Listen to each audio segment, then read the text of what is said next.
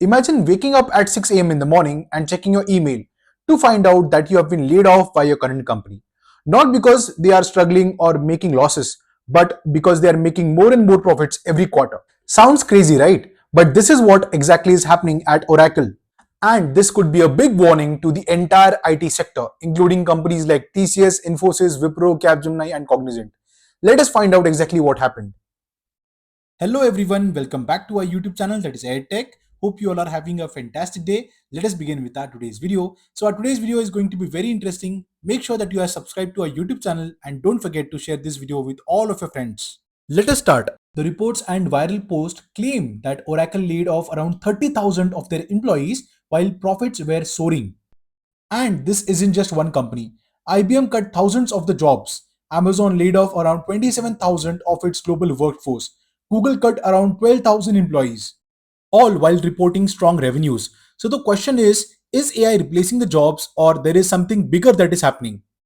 Now, if you look at it closely, this follows a pattern. First, companies tell you to learn coding, then they ask you to upskill yourself, and they ask you to get into deep tech. And when you finally do that, they replace you with the automation or the AI tools that you yourself help them build. But here is the reality that most people are missing. AI is not just replacing the jobs, it is reshaping how companies are structured. Even leaders like Jack Dorsey, who founded Twitter, has hinted that AI could flatten entire company hierarchy. JP Morgan, on the other hand, has mentioned that all the roles in the management will require some or the other form of AI usage. But here's something that is surprising.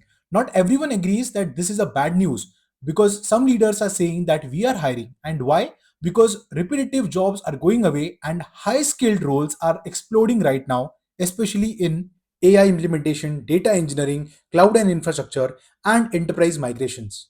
Now let us talk about India.